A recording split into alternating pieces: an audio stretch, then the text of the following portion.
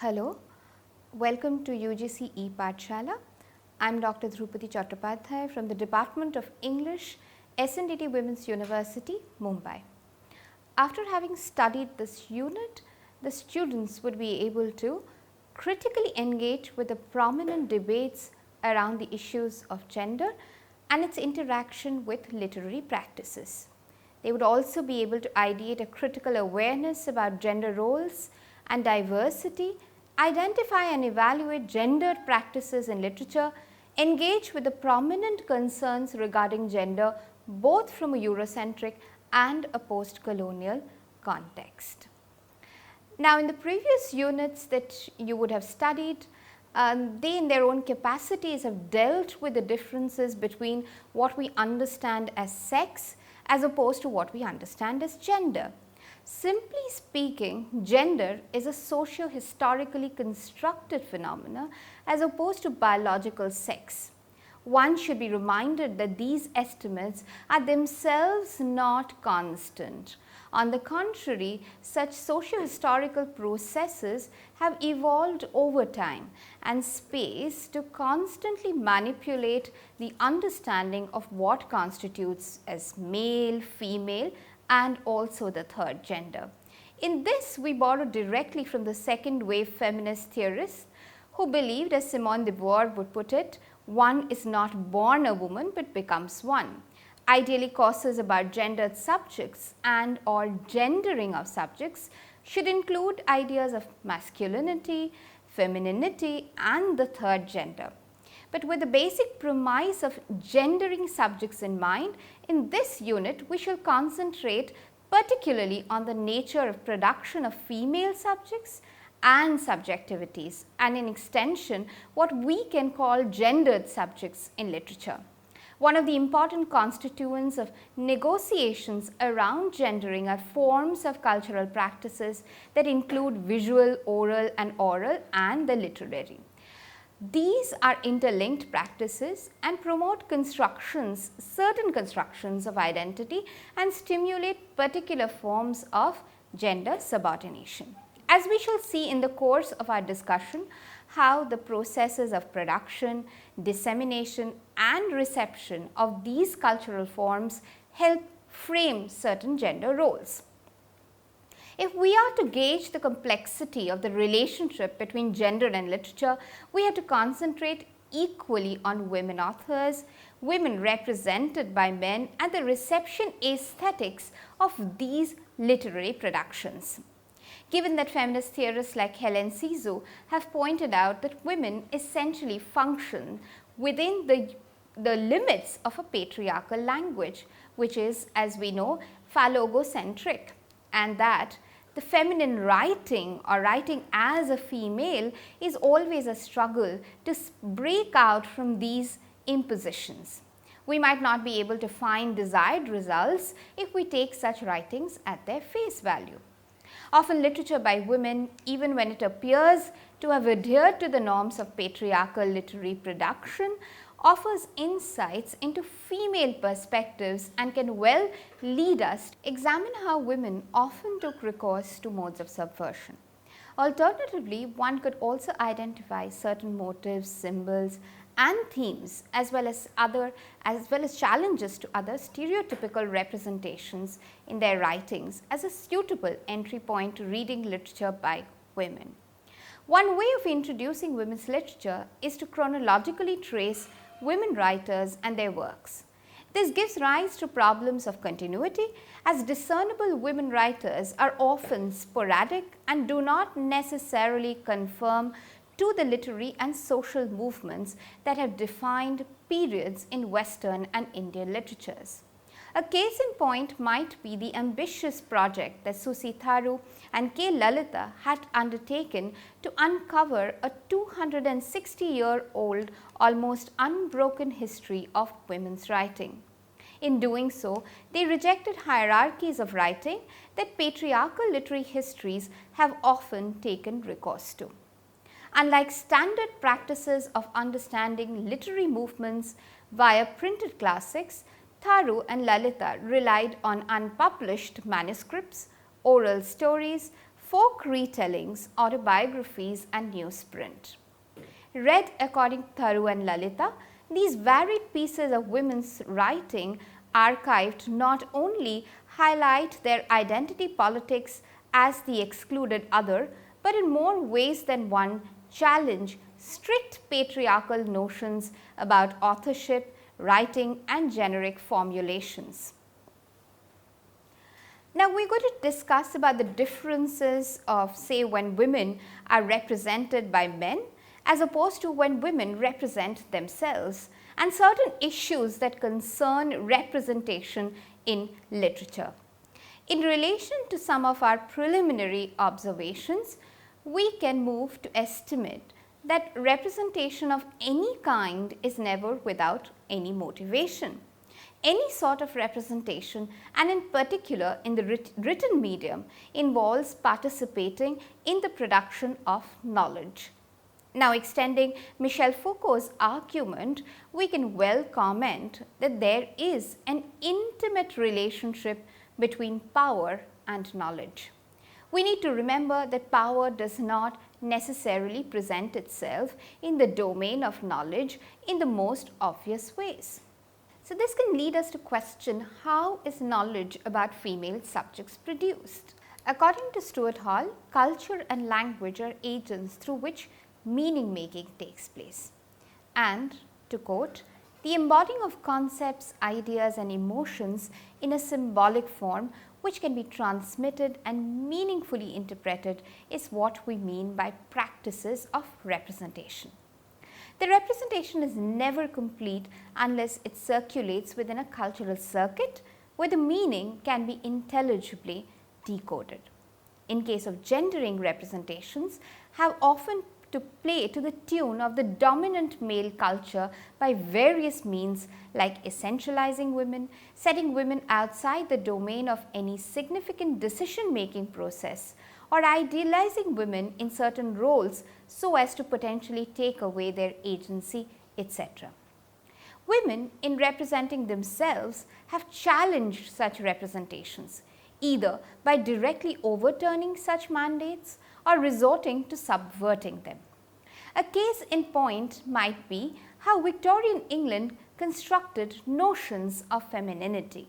As Catherine Hughes has beautifully demonstrated, the notions of ideal behavior for women were promoted in popular texts to restrict women to their domestic spaces. She notes that conduct books, advisories, etc., based on so-called natural characteristics concentrated on promoting what she calls the ideology of separate spheres. Women were believed to be physically weaker but morally superior, counterbalancing their husband's moral taint of the public sphere.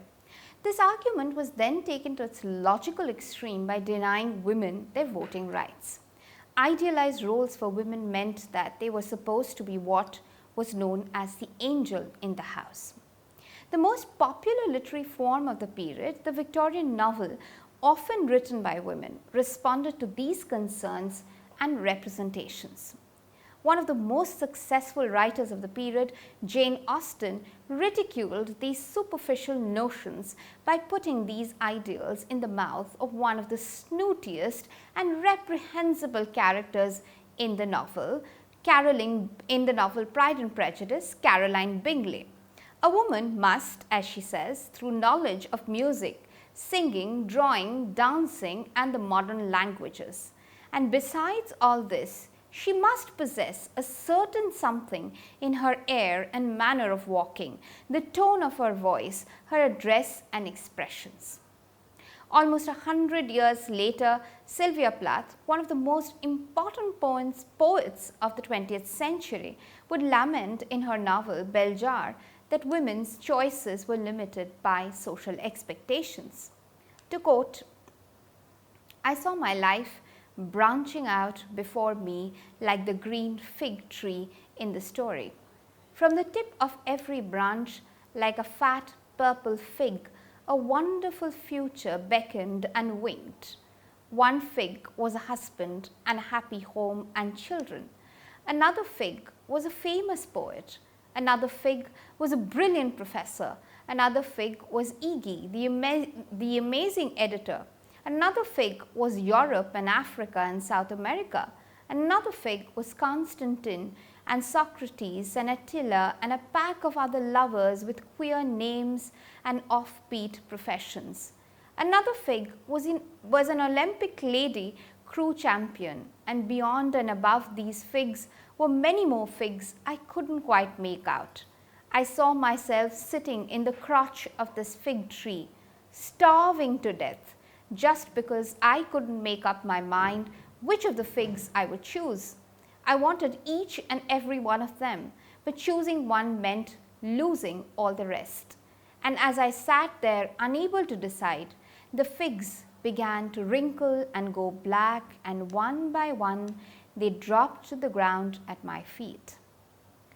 As a confessional mode of writing, Plath's articulation captures the inability of women to break into the league of writers. The obvious biblical reference to the fig tree, Adam and Eve covered themselves in fig leaves after their fall, refers to the original sin and the destined suffering thereby. Plath is forced to starve to death as she had to choose one and lose the rest. Her creative spirit here is bound. Plath's articulation captures the inability of women to break into the league of writers. The obvious biblical reference to fig tree, Adam and Eve covered themselves in fig leaves after their fall, refers to the original sin and the destined suffering thereby. Plath is forced to starve to death as she had to choose one and lose the rest. Her creative spirit here is bound by the numerous roles that society has possibly set up for her, and a new model of self-fashioning is beyond the reaches of a woman. These examples give us a glimpse of how women often have complex reactions to their projected gender roles. In their critiques, they have constantly sought to challenge fixed gender roles assigned to them by the dominant patriarchal culture. Now we are going to talk about women and their relationship to the literary canon. As a woman writer walking down imagined libraries in England, Virginia Woolf, in a room of one's own, laments the lack of women writers down the ages, where there seems to have been numerous illustrious male writers. Working around the absence, she wonders why women authors have been historically absent from the library stacks. She envisions that if Shakespeare would have had a sister named Judith, she would have had a very different life from her celebrated brother. To quote, she was as adventurous, as imaginative, as agog to see the world as he was. But she was not sent to school. She had no chance of learning grammar and logic, let alone of reading Horace and Virgil. She picked up a book now and then, and one of her brothers perhaps, and read a few pages. But then her parents came in and told her to mend the stockings or mind the stew and not moan about the books and papers. She concludes by observing that given the conditions requisite for literary pursuits, it would have been impossible completely and entirely for any woman to have written the plays of Shakespeare in the age of Shakespeare. Historically speaking, the social conditions for women were often not conducive to producing great literature. Despite these social struggles, when women wrote, their writings were not adequately archived and definitely not studied as great canonical literature. The word canon has ecclesiastical origins, where canonical denoted divine authority. Similarly, in the literary context, the term canon came to be identified with texts that were set apart because of their literary quality and importance. By the 20th century, debates surrounding the canon came to be more defined as universities privileged certain literary work over the others, thereby proclaiming the constituents of a literary canon. By no means the first critic to have attempted to construct a canon in English literature, F.R. Lewis in his great tradition, for instance, tried to formally announce the novelistic canon in his book, The Great Tradition. Mikhail Bakhtin argues that the texts tend to move towards canonization when time-bound norms and conditions come to be hardened and taken as universal. The process of canon formation is based on a tacit consensus which is subject to social processes. Given that the politics of power has often dictated the machinations concerning the formalization of a canon, it is no wonder that in the case of the Western literary canon, it was often the white European male whose opinion mattered. With reference to the quotation by Virginia Woolf, we can well estimate that women were almost always absent from this canon. Elaine Showalter has suggested what she calls gynocriticism to illuminate the otherwise neglected domains of women's writing. In a literature of their own, she suggests that women writers or women as writers should be studied very differently from men. She introduced a broad range of methodological devices, and the subjects were the history, styles, themes, genres, and structures of writing by women, the psychodynamics of female creativity, the trajectory of the individual or collective female career, and the evolution and laws of female literary tradition. Therefore, gynocriticism does not merely intend to fill the gaps in the dominant literary historiography, but by using new methods of inquiry, possibly encourage alternative canons. Now, we are going to look at, from moving from the West to India, we are also going to look at how certain debates and concerns in the West have been reflected in terms of how we have dealt with Indian literature, how we have written Indian literature, and how we have then received Indian literature. Our discussion until now might have given us to believe that women's concerns vis-a-vis writing can be mapped with a broad stroke across the world. However, studies have shown that women's concerns are varied and defined by their own political, social, and historical parameters. Class, caste, race, and ethnicities, among others, often term the ways in which women understand their identities.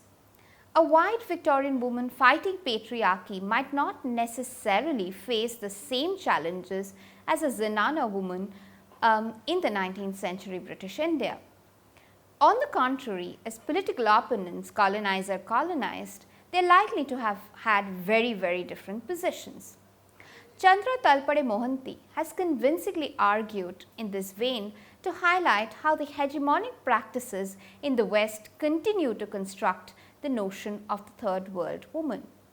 We could use such a post-colonial lens as a point of entry to understand the process of gendering where colonialism and patriarchy meet. Given India's sustained apathy towards recognizing female voices, finding speaking female subjects has been one of the many challenges that literary theoreticians in India had to face. A particularly prolonged colonial rule meant that India was seen as a laboratory for Western modernity. In India, colonial modernity has played a key role in imagining gender roles and redefining the texture of patriarchies. Traditional attitudes towards women and the exposure to Western modernity set very interesting modes of expression in India in the 19th century. On the one hand, riding on the fruits of social reform, women were getting educated, moving out from their inner quarters, and on the other hand, they were constantly ridiculed and derided for becoming the new woman or the nobina, often modeled on the white woman. Women's literature has often been associated with life writing and confessional modes of writing.